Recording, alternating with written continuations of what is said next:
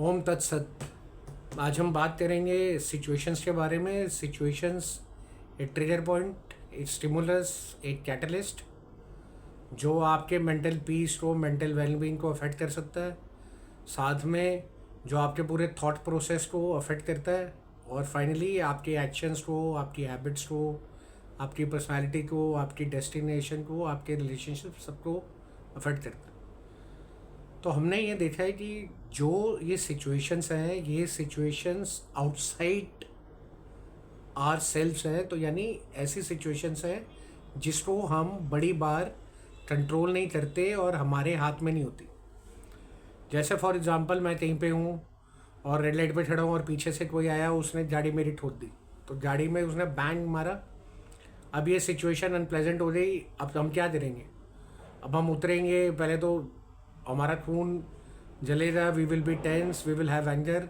हम उतरेंगे, दो चार उसको बातें बोलेंगे। बातें बोलने के बाद अब दो चीज़ें हैं, यहाँ तो सिचुएशन और ख़राब हो जाएगी, यहाँ फिर सिचुएशन दूसरा बंदा रिएक्ट नहीं करेगा, बातें सुन के चला जाएगा, सॉरी बोल देगा। अब इस सारी एक्टिविटी के अंदर क्या हुआ? ये एक ऐसी सिचुएशन थी जो अनवांटेड थी और आउटसाइड थी, यानी मेरे इनर पीस से अलग और मेरे हाथ में नहीं थी। बट हुआ क्या कि जब ये ऐसी सिचुएशन क्रिएट हुई, इस सिचुएशन के अंदर से इमीडिएटली मेरे अंदर नेगेटिविटी आई, मैं टेंस हुआ, मैं एंग्री हुआ। सबसे पहला इसका असर ये है कि मेरी बॉडी के ऊपर एक नेगेटिव एनर्जी आने से और एक टेंशन स्ट्रेस आने से बॉडी के सेल्स के ऊपर असर पड़ा, तो it has harm, damaged my body. और उसके बाद जब मैं बाहर गया तो हो सकता था मेरी उससे लड़ाई हो जाती, मैं उसको कुछ बोलता, वो आगे से बोलता, हमारी बात और हो जाती, थिंग्स वुड हैव गॉन हेवाई। अब ऐसी सिचुएशन से हमारे अंदर ये सारे इमोशंस आए, एंगर आया, स्ट्रेस आया, उसके बाद फाइट वाला एक्शन आया कि भाई मैं लड़ भी सकता हूँ, आगे से और बोलेगा तो ये सब। बट एट द एंड क्या अचीव हुआ? एट द एंड ये सब ख़त्म हुआ and I am back to my own work या एट होम। बट जो ये चीज़ हुई, इसका जो डैमेजिंग इफेक्ट हमने देखा कि हमारे फिजिकल हेल्थ पे तो हुआ ही हुआ, साथ ही साथ में हमारी मेंटल हेल्थ पे भी हुआ। अब मैं जैसे कहीं पहुंचा, इस इंसिडेंट के बाद ऑफिस में पहुंचा, ऑफिस में कोई स्टाफ को फाइल दी, उसने गलत फाइल दी, और वहाँ पे फिर मैंने उसके अंदर उसको डांट लगा दी, तो उसमें मेरा झगड़ा हो गया। फिर इसी तरीके से मेरा बॉस आया, उसने मुझे कुछ काम बोला था, मैं वो काम करना भूल गया, तो वहाँ पे फिर मेरा तो बातें सुननी पड़ी, फिर मेरा सारा दिन खराब हुआ, फिर मेरे अंदर नेगेटिव एनर्जी आई। अब मैं बॉस का तो कुछ बोल नहीं सकता था। मैं घर पे गया, मैंने देखा घर में कौन है, तो जैसे ही मैं घर में गया तो मेरी वाइफ थी या मेरे बच्चे थे, तो सारे का सारा गुस्सा मेरे उन पर निकल गया। तो एक छोटा सा इंसिडेंट, यानी वो सिचुएशन अनप्लेजेंट की, उसने कितने लोगों को कितने अलग अलग जगहों पे कितने तरीके से अफेक्ट किया। और अब जब उन्होंने अफेक्ट किया तो वहाँ सिचुएशन और बदल दी। तो जब मैंने घर में जाके अपनी वाइफ को डांटा किसी बात पे या बच्चों को डांटा, तो उनको तो नहीं पता था कि ये अंदर मेरे अंदर किस वजह से आया। अब उसकी वजह से मेरी negative vibes, negative energy flow हुई, और वहाँ पे और मिसअंडरस्टैंडिंग पड़ी और मेरे रिलेशनशिप सफ़र कर रहे। ऐसे ही जब मैं ऑफिस में था तो मेरे जो जूनियर ने मुझे काम दिया, मैंने उसको डांटा, और फिर मेरे जो सीनियर थे, बॉस थे, उन्होंने मेरे पे आए और मैंने वो काम नहीं किया था तो मुझ पे डांटा। तो मेरे सीनियर्स में, जूनियर्स के अंदर भी एक दरार, एक रिफ्ट, और वर्क प्लेस भी मेरा अफेक्ट हुआ। तो क्या ऐसा कुछ हो सकता है कि अगर ऐसे अनप्लेजेंट सिचुएशन हो जाए, यानी जब मैंने कुछ किया नहीं बट उसका मैं रिपलिंग इफेक्ट देख रहा हूँ, और वो रिपलिंग इफेक्ट मेरे सारे रिलेशंस को भी कर रहे डैमेज, उसके बाद मेरे उसके साथ ही साथ में मेरी अपनी पर्सनैलिटी को भी रिफ्लेक्ट कर रहा है। सब कहेंगे कि ये झगड़ालू है, हमेशा लड़ता ही रहता है, this person can lose temper any time, he doesn't have patience.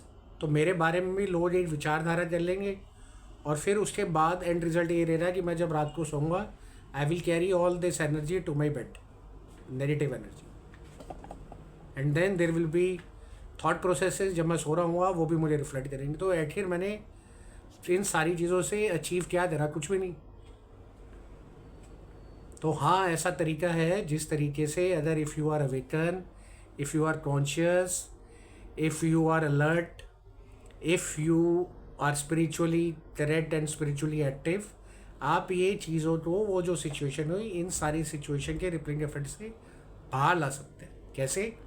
जब आप बैठे थे और कार में आपके बैंग हुआ, तो अगर आप ये समझ लें कि ये जो सिचुएशन अराइज हुई और जो किसी ने मेरी गाड़ी को मारा, मेरी गलती नहीं थी, वो जो एक्शन था वो किसी और का था, and he is a soul. तो वो कोई और है, उसके actions are not in my control. He is an actor who is performing any role. His script I have not written.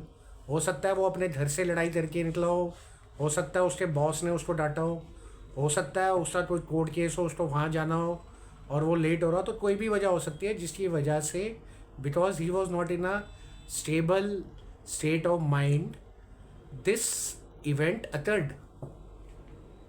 तो अगर मैं सिर्फ इतनी सी बात समझ जाऊं और ये समझने के बाद मैं इसके ऊपर काम करूं, तो मैं ये देखूंगा कि अगर मैंने उस टाइम पे कॉन्शियसली अपने आप को देखा होता, चेक किया होता, तो जो मेरे अंदर नेगेटिविटी आई, मैं बाहर जाके उसको बोल सकता था कोई बात नहीं, जो हो गया बात ख़त्म, रिलैक्स करता, चाहे मैं गाने सुनता, मेडिटेट करता, जो भी चीज़ मुझे रिलैक्स करती है, और फिर मैं अपने ऑफिस जाता। ऑफिस में भी मैं अलर्ट होके अपने जो जूनियर्स हैं उनसे साथ भी बात करता, जो सीनियर हैं उनको भी मैं अपनी वजह समझाता, और वही सारा रोष मेरा घर जाके मेरे बच्चों पे, मेरी वाइफ पे नहीं निकलता। और एट दी एंड जब मैं सो रहा होता तो मैं एट पीस सो रहा होता, ना कि मैं इन सब चीज़ों से निकलते हुए रात को सोते हुए भी स्ट्रेस लेता। तो इस तरीके से अगर हम ये समझ जाते हैं कि अगर एक सिचुएशन जो अनप्लेजेंट है वो हमारे साथ घटी, जिस पे हमारा कंट्रोल नहीं था, उसके बाद होने के बाद उसका हमारे ऊपर असर, हमारे थॉट प्रोसेस के ऊपर असर, हमारे इमोशनल वेलबींग पे असर, हमारी फिज़िकल हेल्थ के ऊपर असर, वाइब्रेशंस, एनर्जी नेगेटिव क्रिएट करता है, तो वो over a period of time हर एक चीज़ को नेगेटिव करती जाएंगी, नेगेटिव अफेक्ट देती जाएंगी, डैमेज करती जाएंगी। जो जो चीज़ें आगे चल के मेरे साथ जुड़ेगी या जो जो सिचुएशन आती है, और मैं अगर इसका रिवर्स कर लूँ कि मैं अगर इस चीज़ को वहीं पे ख़त्म कर देता और उसको कैरी नहीं करता, तो जो मैं पॉजिटिव स्टेट ऑफ माइंड में निकला था उसी पॉजिटिव स्टेट में जाता, तो आगे चलते हुए मेरे वर्क प्लेस के ऊपर और मेरे फैमिली के अंदर, और at the and when I am at my bed, I am comfortable and sleeping in peace. और जो सिचुएशंस इसके बाद हुई, तो जैसे मैंने पहला एग्जांपल दिया यहाँ पर कि जहाँ पर उसकी कार बैंग हुई, तो वो it was not his control, but जब वो गया अपने ऑफिस और he replied badly to his boss and he replied badly to his junior, and then he went and took out the complete frustration, सारी frustration निकाली उन्होंने अपने घर जाके अपनी फैमिली के ऊपर। तो ये जो सिचुएशन थी अब ये इन्होंने क्रिएट कर दी, तो अब ये इनकी क्रिएटेड सिचुएशन है जो कि नेगेटिव सिचुएशन है। तो अगर आप ये समझ जाएं कि जो सिचुएशंस आपके बाहर हैं और आपके कंट्रोल के बाहर हैं, उनसे आपको अपने अंदर एक ह्यूमनिटी, एक अपनी विल पावर और एक स्ट्रॉन्ग सिस्टम बनाना है कि वो आपको इंटरनली डैमेज, हार्म और नेगेटिव ना करे। तो आप ये भी समझ जाएंगे कि आपके उसके बाद की सिचुएशंस जो और नेगेटिव हो सकती थी वो भी अवॉइड हो सकती हैं और वो भी बेहतर हो सकती है।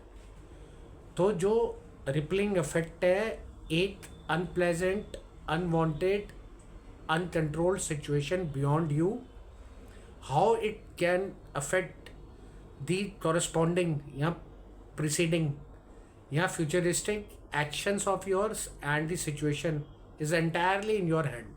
तो अगर आप यहाँ से लाते इसको यहीं रोक देते तो वो चीज़ आगे नहीं जाती, बट क्योंकि आपने उसको वहाँ पर आके रोका नहीं, वो चीज़ आगे आपके रिलेशंस में, आपके अलग अलग जगहों पे सिचुएशंस क्रिएट करती गई और माहौल क्रिएट करती गई, which all went against you and it all has increase the negative impact on you. तो इससे बचने के लिए सबसे पहले रिलैक्स रहें। कोई भी अगर सिचुएशन कहीं क्रिएट होए उसको अवेयरनेस से सिर्फ थोड़ा सा ये देखें कि ये जो हुआ इसको मैं यहीं अगर ख़त्म कर दूं और इसकी नेगेटिव फोर्स को या नेगेटिव इम्पैक्ट को अपने थॉट प्रोसेस में ना जाने दूं, या इसकी नेगेटिव एनर्जी मेरे अंदर ना क्रिएट होए जो वापस निकल के मेरे साथ जो जुड़े लोग हैं उनके ऊपर और सिचुएशंस के ऊपर आएगी। तो इसी चीज़ को अगर मैं समझ जाऊं तो बहुत सारी जगहों पे मेरा रिएक्शन बेटर हो जाएगा, मेरा बिहेवियर अच्छा हो जाएगा। अनवांटेड जो छोटी सी बात बड़ी बात बन जाती है वो रुक जाएगी, मेरी मेंटल हेल्थ भी ठीक रहेगी, मेरी फिज़िकल हेल्थ भी ठीक रहेगी, और जो जो मेरे आसपास है वो सब भी मेरे साथ ठीक रहेंगे, और एटलीस्ट मैं अपने लिए ठीक रहूँगा। And I can be at peace, I can be at harmony, and I can be blissful when I go and sleep in the night. ओम तत् सत।